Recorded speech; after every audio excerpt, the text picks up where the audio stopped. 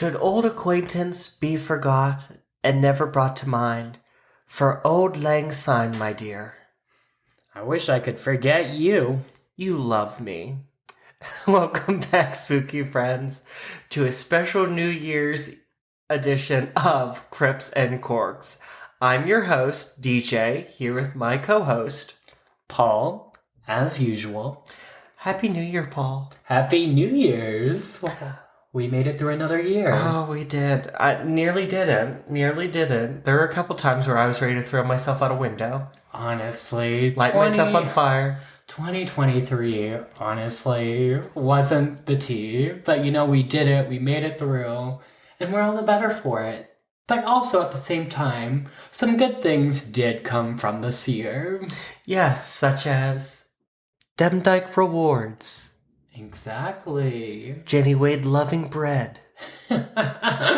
Yes. Seaman John Johnson. Oh, Seaman John Johnson. You forgot about Seaman John Johnson. I did, and normally I don't forget about Seaman, so that's different for me.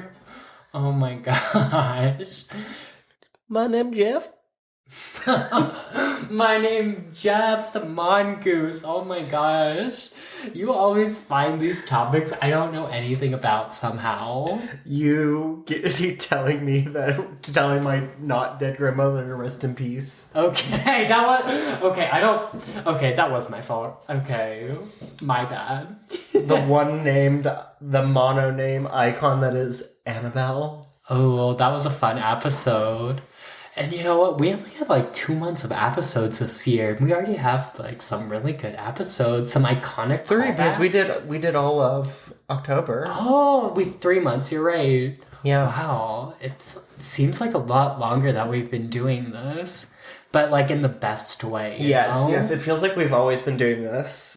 Well, it's also what we think about 24/7. I know, right? This podcast has completely consumed our lives. Yeah, I'm reading documents at work and I'm like, Jeff the Mongoose.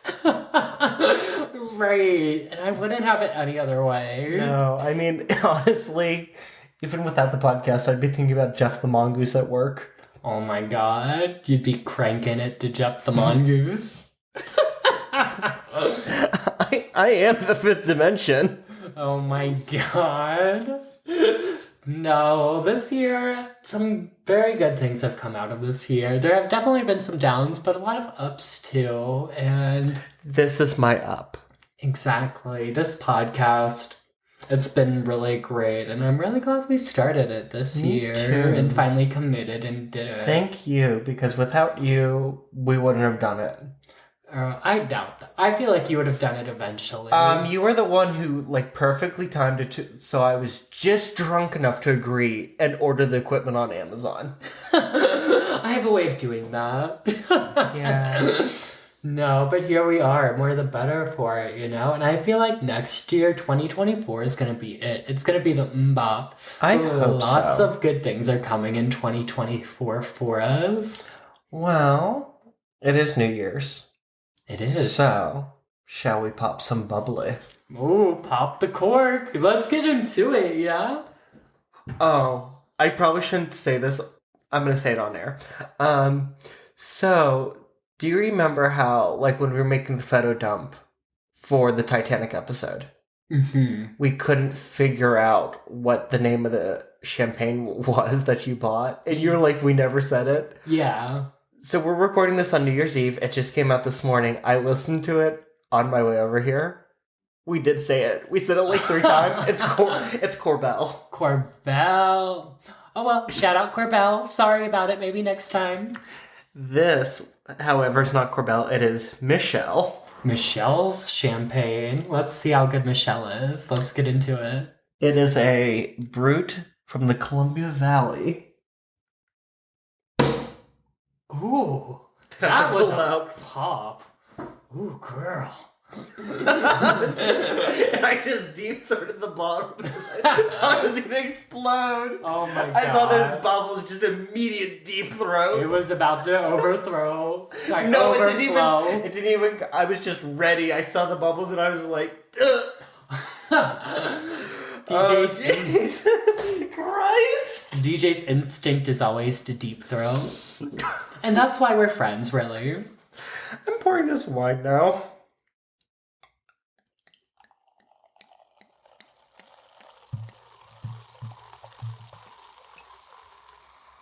The little gay pour.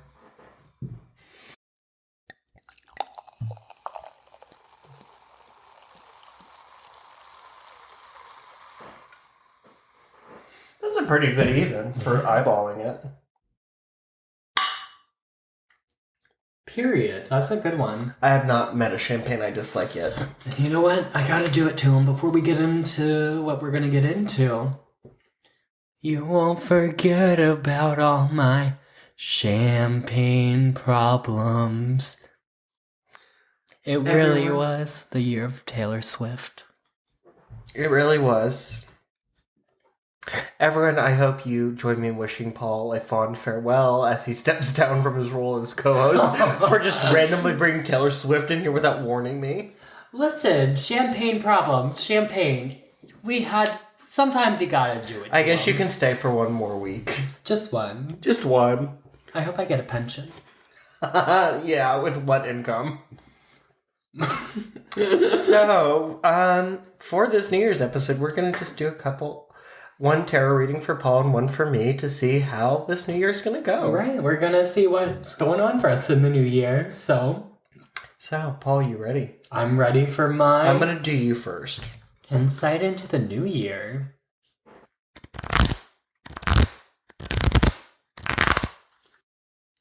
Okay. All right, we got a little 5-card spread going on for my New Year's. This is called the WTF spread. WTF spread. Okay, what does it consist of? What's going down? So it stands for what the actual fuck ? Exclamation point. Okay, I like that.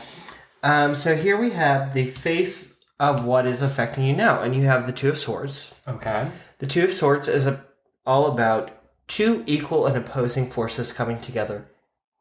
They balance each other out. Okay. I mean, that's kind of like what we are. Yeah. Two equal and opposing forces balancing each other out. Mm-hmm, period. Because they're equal, like two swords, equal and opposing. Mm-hmm. Neither one can move. And we both have swords, so period. And sometimes it can mean coming together to create something bigger and brighter. Mm-hmm. So the next card, what is real about this? We have the Nine of Pentacles. Nines are all about nearing the completion of journey. Pentacles are all about wealth and material objects. So maybe you're coming to the end of your current pay and you're about to get a raise. Ooh, that'd be nice. Maybe a little extra income coming in. Get some money. This stands for what is wrong about this. And we have the Son of Swords. In this deck, Sons are knights. Mm-hmm. And the Son of Swords is all about rushing into action too hastily without thinking. You know, I do that. You do that. So I think this is your little warning for the next year to really, before you rush into anything, consider what you do before you act. That's good advice, honestly. Where do you need more info? You have the Father of Wands. This is like the king. The Father of Swords, this is all about... This is somebody who's ready to explore, somebody who's ready to chart new ground. So maybe you're looking for what's next. What do I get into next? Very much so. I think this year is about discovering what's next for you. Ooh. And what can I do? We have the Ace of Pentacles. I think it's going to be a little bit of a monetary investment. Okay. You're going to spend a little bit this year. That's okay. I spend a little bit every year, so... But do you know... to go back to the Father of Wands, this also has to do with, like, planning travels, and you just got your passport. And, like, with the money aspect, you might be traveling this year. Okay. Ooh, it's going to be an interesting next year. Yeah. I'm going to come into some money. I'm going to travel. Okay. It's going to be a good next year. I hope excited for it. I like this spread, this WTF spread. It's kind of like a modern twist, I feel like, on tarot. Yeah, it's really fun. My friend in college shared it with me, and I love it. And you were like, I need to do a short spread. And I was like, I love this because I hate 3-card spreads. Ooh, I feel you. You just don't have enough to get what you need. Right. Now we're going to get into DJ's new year.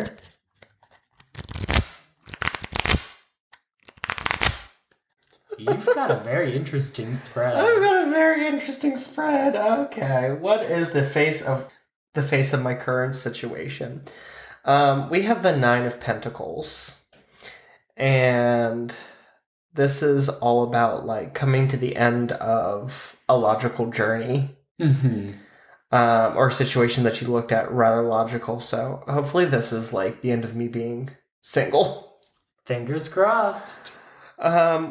What bodes well about that? What is real about this? The Ace of Cups, that's all about the beginning of new emotions and new feelings. Right.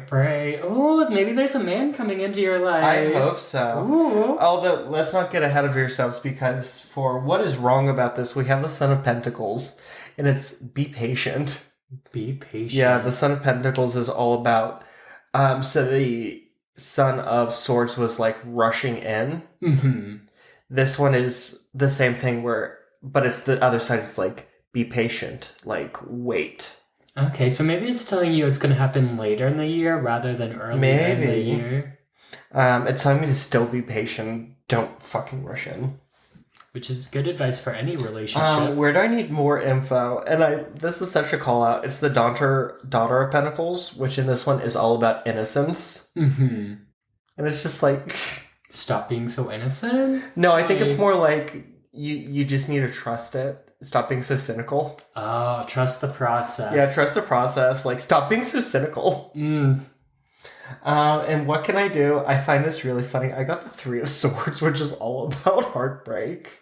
Oh. But I think that's because, like, today I was thinking about my New Year's resolutions, and, like, not on the podcast, but to Paul, like, as my friend, I talk all the time.